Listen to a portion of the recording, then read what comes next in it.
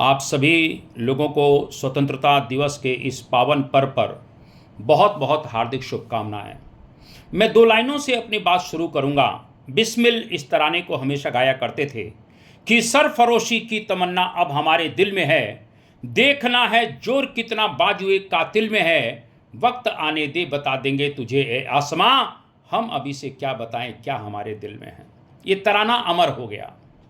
मैं यही कहूँगा कि 15 अगस्त को कहीं ना कहीं हम आज़ाद हुए, बहुत अच्छी बात है। भारतीय स्वतंत्रता अधिनियम के द्वारा 14 अगस्त को पाकिस्तान का निर्माण होता है और 15 अगस्त को हम भी स्वतंत्र हो जाते हैं, पाकिस्तान भी स्वतंत्रता हो गया।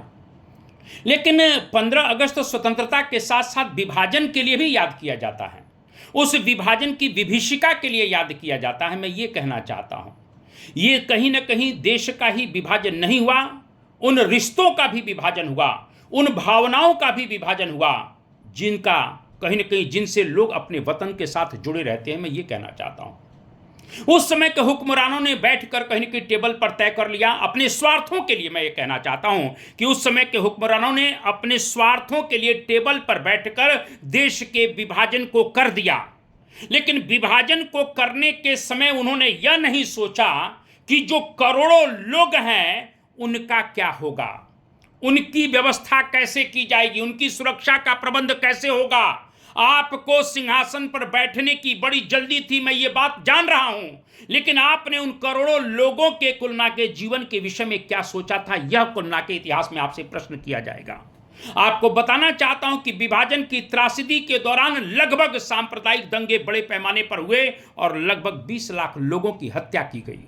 20 लाख लोगों की हत्या की जाती है। मैं ये कहना चाहता हूं, उस समय 2.5 करोड़ लोग, यानी दुनिया की आबादी का लगभग 1%, 2.5 करोड़ लोग कहीं ना कहीं विस्थापित हुए।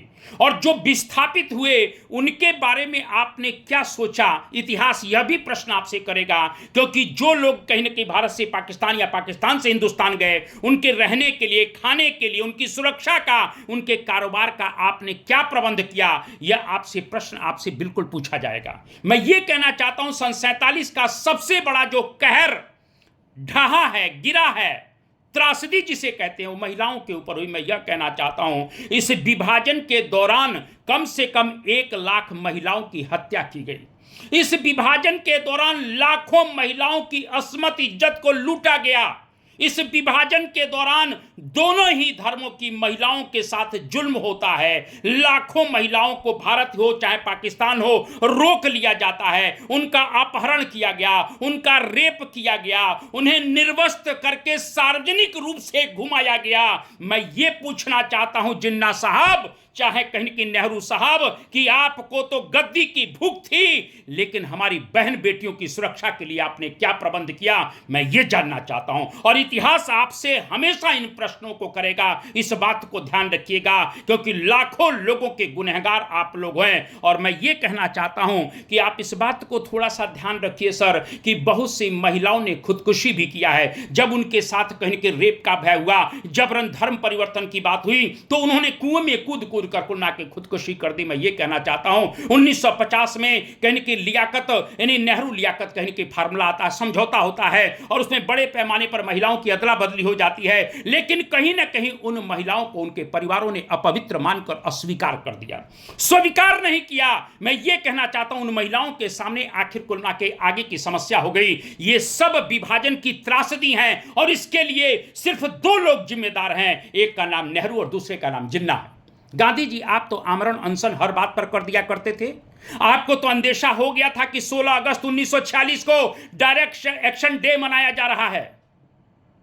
और जब डायरेक्ट एक्शन डे मनाया जा रहा है तो कहीं ना कहीं वहां पर नोआखली में बड़े पैमाने पर दंगे भी हुए थे। यह भी आपको बहुत अच्छी तरह मालूम है। आप विभाजन की आशंका को समझ चुके थे, लेकिन आप विभाजन के लिए आमरण अनशन पर नहीं बैठे।